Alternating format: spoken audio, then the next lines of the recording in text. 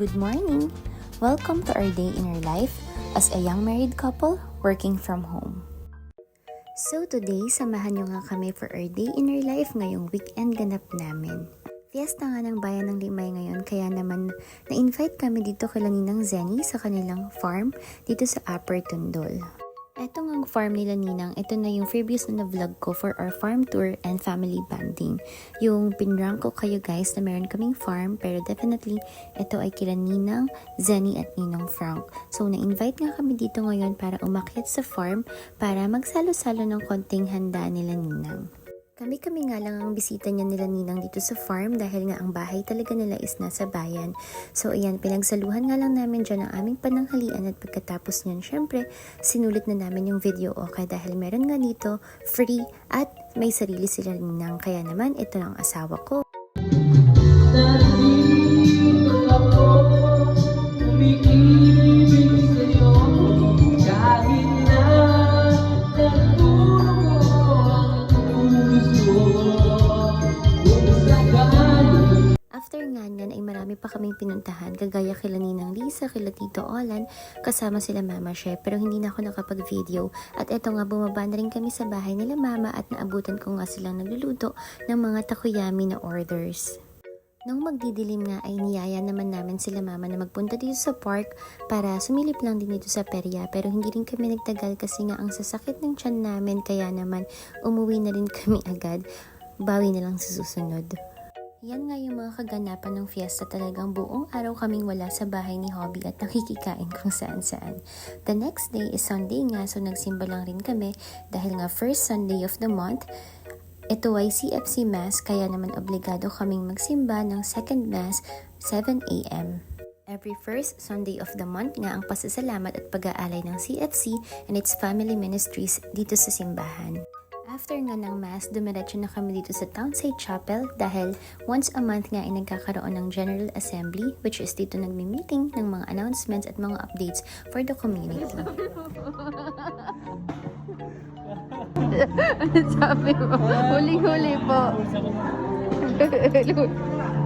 At yan nga ang masipag na si Miel nagpupunas ng mga upuan. Tingnan mo naman, napakasipag talaga. Hi Miel! Ito nga ang General Assembly ay mini fellowship na rin kapag nga nandito kami ay sama-samang nagkakantahan, nagpe-praise and worship at meron nga rin ditong pakape at paalmusal. So after ng misa talagang hindi na namang problema ang mga CFC members kasi merong mga pakape dito at paalmusal for free at minsan pa nga meron pang sopas or lugaw or kung ano pang ibang almusal na dinodonate rin ng mga CFC members.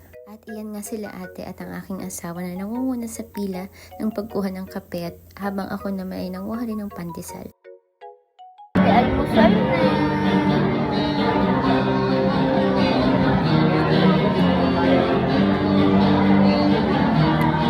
Hindi ko na nga na-videohan dyan ng iba pang kaganapan sa assembly dahil nga nag-praise and worship na at alam naman natin na mas masarap talagang mag-praise kaysa mag-video. Photo credits nga pala to Tita Benil, sa kanya kinuha yung mga photos na to. At iyan nga, napashare pa nga ako dyan. Dapat nga dalawa kaming mag-asawa pero tinakasan ako. Tinawag na kasi ako ni Ninong kaya naman wala na akong choice kundi mag-share.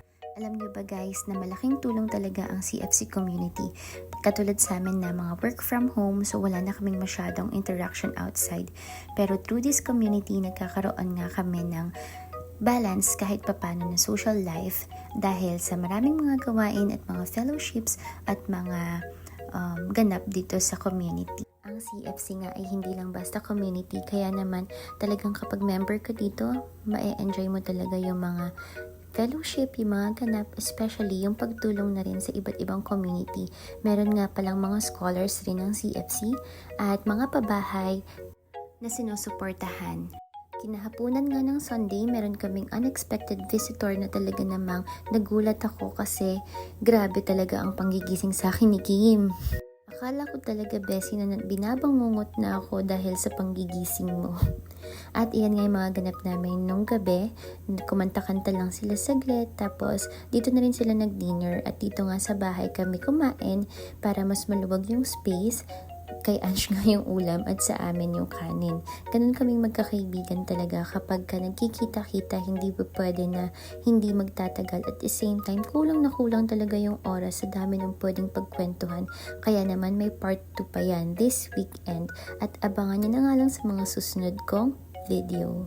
Matagal-tagal na nga rin since nung last bonding namin kaya miss talaga namin ang isa't isa. That's all for today. Thank you for watching. Bye!